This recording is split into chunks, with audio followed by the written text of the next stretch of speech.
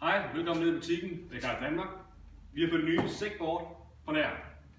Den, jeg vil præsentere for jer her, vi viser jer. Det er Offroad-modellen. De er nede i butikken nu. De er kommet ned, de kan ses, de kan prøves nede i vores butik i København. Kommer så en kasse her, hvilket er fint. Ned i kassen medfølger en oplader, så der kommer strøm på den.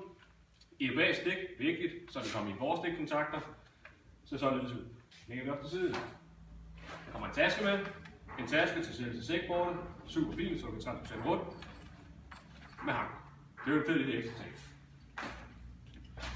En user guide. Manualen her. Kort og godt står derinde, at sækbord er farligt. Man kommer til skade. Man skal tage en hjelm på. Næbeskytter, albueskytter, håndledsbeskytter. Yderligere står der den her, at det sækbord, der er her, det er med Samsung batteri. Samsung batteri i motoren, altså den er stærkere end alt andet.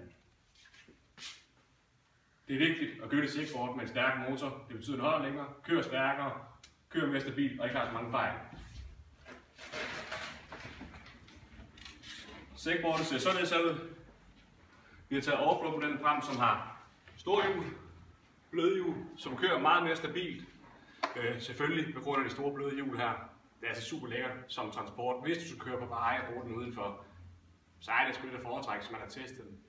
Nu har jeg været så heldig faktisk at prøve den allerede for et år siden og prøve flere forskellige.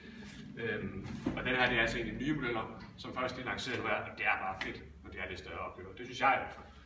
Ovenpå er der skridsikre plader, så man ikke falder sig lidt af, når du kører. Der sidder LED-lys på den, hernede og heroppe. Så når man kører, så kan man se, det er blåt. Det kan jeg vise i 2 sekunder. Når du går ud af boksen, så er der en lille smule strøm på. Ellers skal den selvfølgelig lades. Den skal lade i 2 til 3 timer. Når du lader den første gang, skal den yderligere også for at få en fuld opladning, når du kører på den. For at få gang i bordet, når du kommer ud af kassen her, som den her gør, den nedenunder, og så trykker på knappen. Derovre så det er ladestikket til, hvis jeg skal lade den. Du kan se, at den lyser grønt ovenpå. Og så lad os bare skulle i gang med det her stykke legetøj. Igen. Bordet der, når I skal bruge det. Nu siger jeg, at I kan køre udenfor med det. Det kan I sagtens. Det kan I vandet sækbord. Ingen sækbord kan tåle vand. Så I skal ikke køre regnvejr og snevejr og så videre, hvis I er glade for jeres sækbord. Op og stå. Jeg plejer at sige, at når man skal op første gang, så tager man ved et eller andet for lige at holde balancen. Se, jeg har det herovre nu. Håber på, det hjælper mig. Og så stiller jeg mig op sådan her med begge fødder.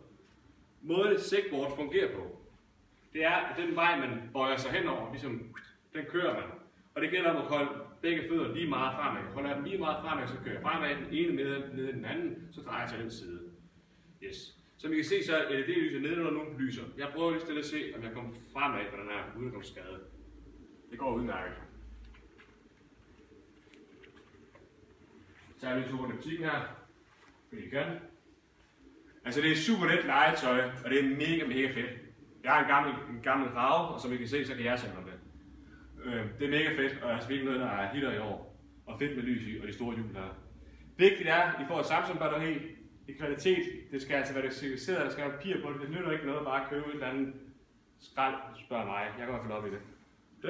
Den er fed. Det er min anbefaling. Kom ned og prøv dem. Hej.